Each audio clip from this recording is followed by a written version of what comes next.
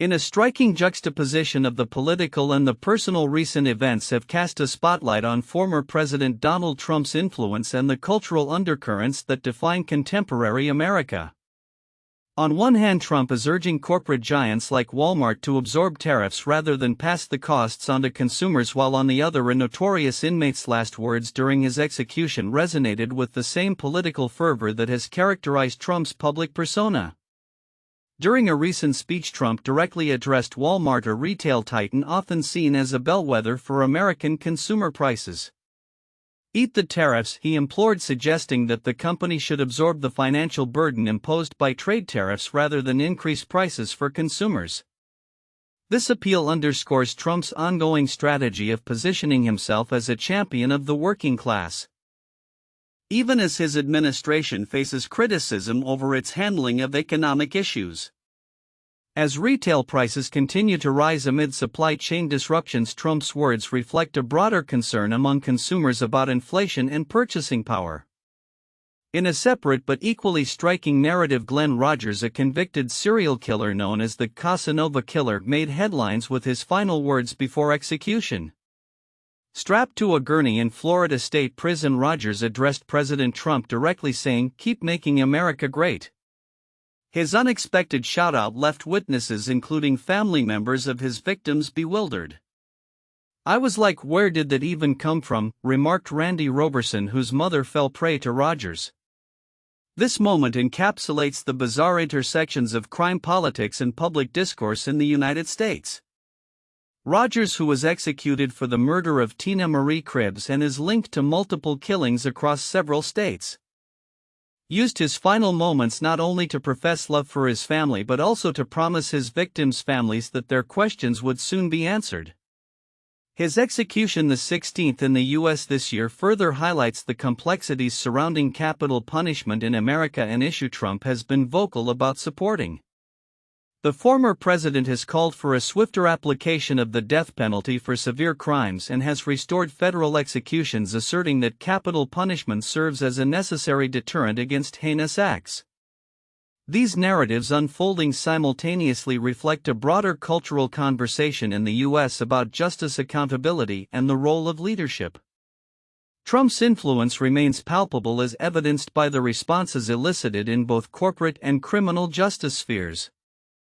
As he continues to navigate his post-presidency landscape, the implications of his words and actions will undoubtedly resonate well beyond the immediate context, shaping discussions around economic policy and social justice in the years to come. Looking ahead, the interplay between Trump's political maneuvers and the ongoing public discourse surrounding crime and punishment will likely evolve. As societal values shift and new challenges emerge, the narratives surrounding figures like Trump and cases like Rogers will continue to reflect the complexities of American life, illuminating the tensions between power, morality, and public perception. In a striking turn of events, President Donald Trump has made headlines again, this time for his comments regarding Walmart's pricing strategies amid rising tariffs and his ongoing foreign policy maneuvers. On May 17, 2025, Trump took to social media to criticize Walmart, the world's largest retailer, for its plans to increase prices due to tariff pressures. His bold proclamation that Walmart should eat the tariffs rather than pass the costs onto consumers has sparked a flurry of reactions, particularly in light of the company's substantial profits. In his post on Truth Social, Trump stated Walmart made billions of dollars last year, far more than expected.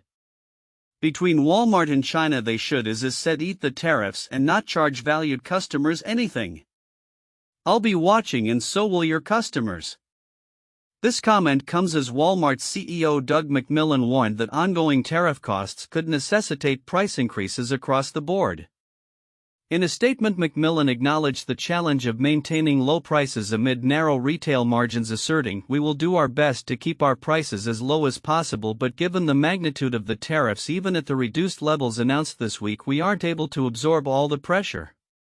The backdrop of Trump's comments is a turbulent trade environment, exacerbated by his administration's recent imposition of a 10% tariff on imports from various countries, which has sent ripples through global supply chains.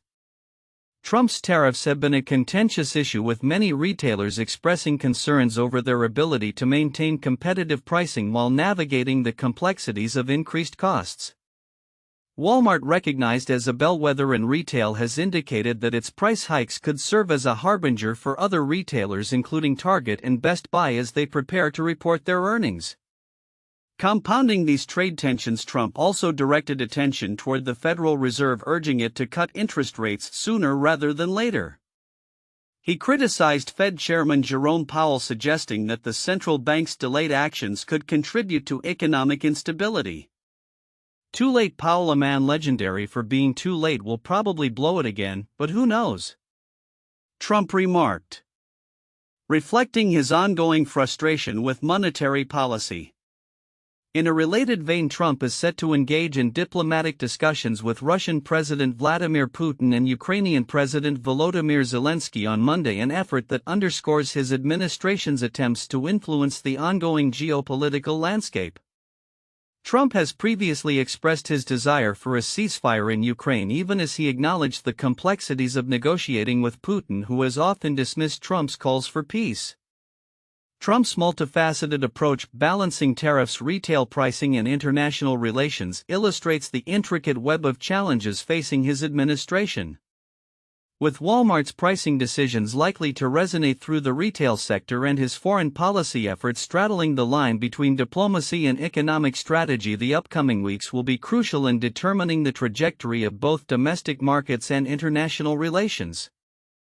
Looking ahead, the interplay between Trump's trade policies and his diplomatic initiatives may shape the economic landscape as retailers respond to tariff pressures and consumers grapple with rising costs. As the president continues to wield significant influence over both the economy and global affairs, the implications of his decisions will be closely monitored by stakeholders across all sectors. As Washington, D.C. prepares to host WorldPride from May 31 to June 8, the intersection of a vibrant celebration for the LGBTQ community and the current political landscape under President Donald Trump presents a complex narrative. The event, expected to draw as many as 3 million attendees, stands in stark contrast to a federal administration that has been openly hostile to LGBTQ rights, raising concerns about safety and participation among potential visitors. WorldPride, which last took place in the U.S. in 2019, where it attracted 5 million attendees in New York City, will now unfold against the backdrop of a government that has rolled back protections for LGBTQ individuals.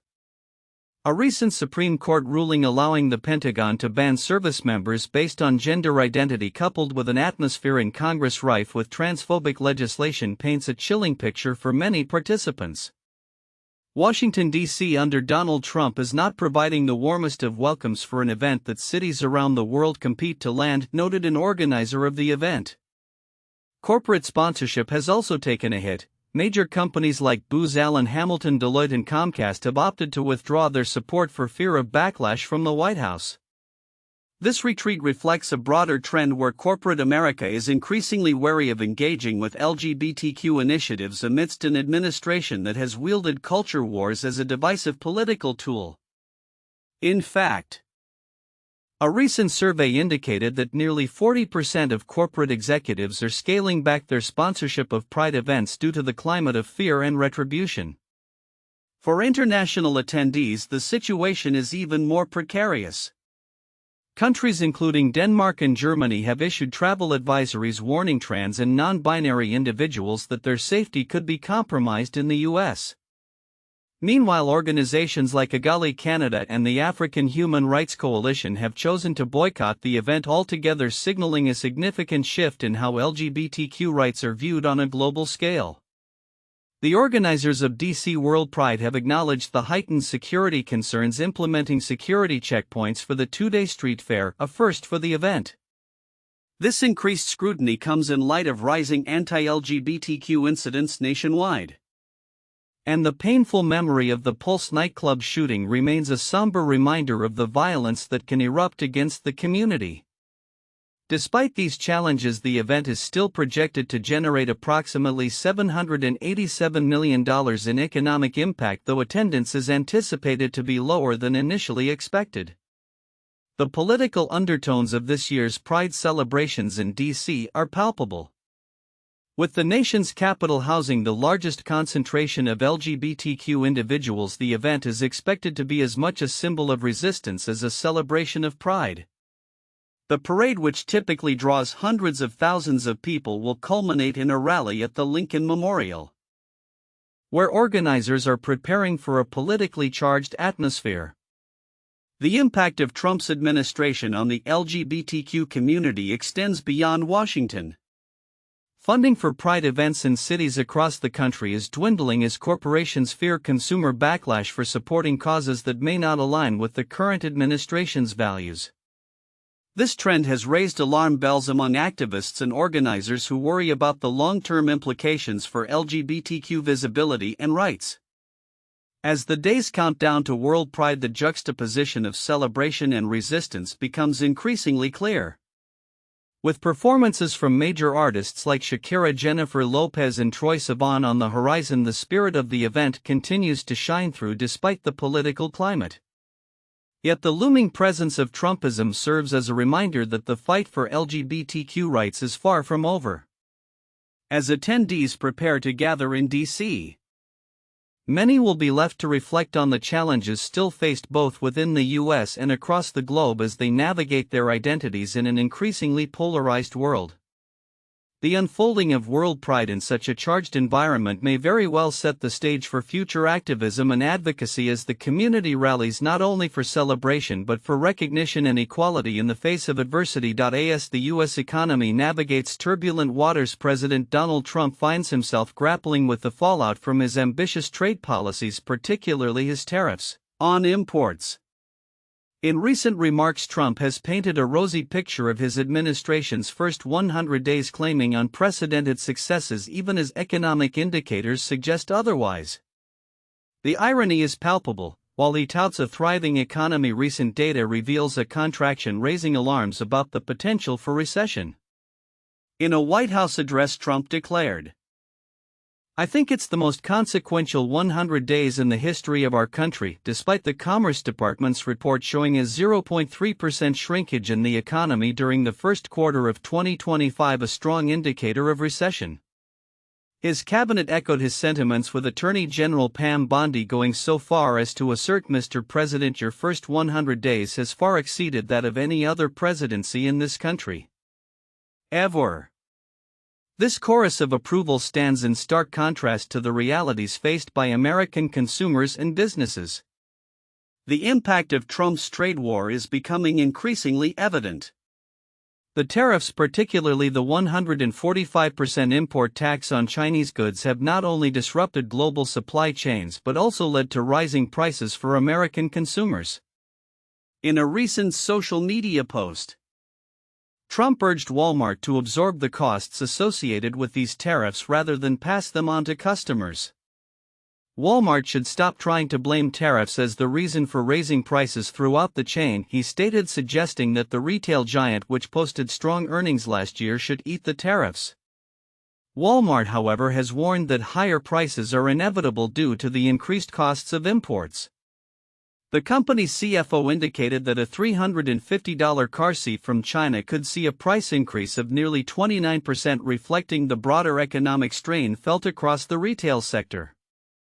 With consumer sentiment dropping to its second lowest level on record, the public's faith in the economy is waning, with many attributing rising inflation to the administration's tariff policies. Trump's insistence that foreign countries bear the burden of these tariffs has been met with skepticism. Economic analyses suggest that U.S. importers, not foreign manufacturers, ultimately pay these taxes. This misalignment has raised concerns about inflation and its potential to stifle economic growth. The Federal Reserve under Chairman Jerome Powell is in a holding pattern, wary of the inflationary pressures and uncertain economic climate stemming from these trade policies.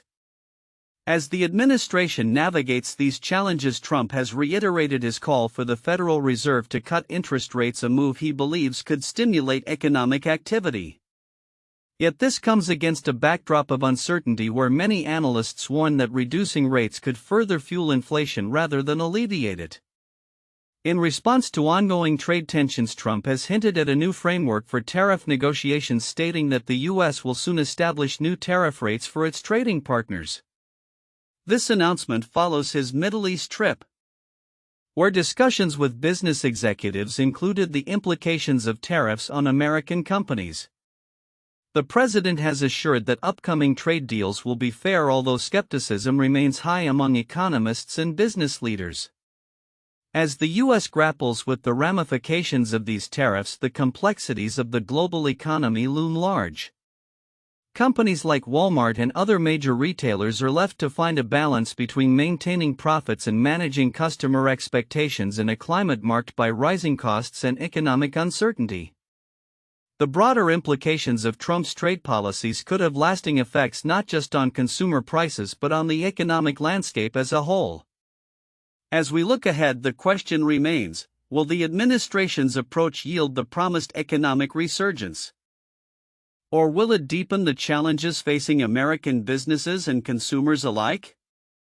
The next few months will be critical as the U.S. economy strives to regain its footing amid these ongoing trade disputes and the specter of recession. In a week marked by significant diplomatic gestures and military developments, the U.S. Department of Defense has reinforced its commitment to strengthening ties with Middle Eastern allies, showcased new leadership in the Air Force, and initiated a controversial partnership with Poland. These initiatives come at a time of heightened global tensions and shifting military strategies. On May 15, 2025, President Donald Trump made a historic visit to Al Udeid Air Base in Qatar, the first by a sitting U.S. president since 2003. This visit underscores the administration's renewed focus on bolstering military and diplomatic relations in the region.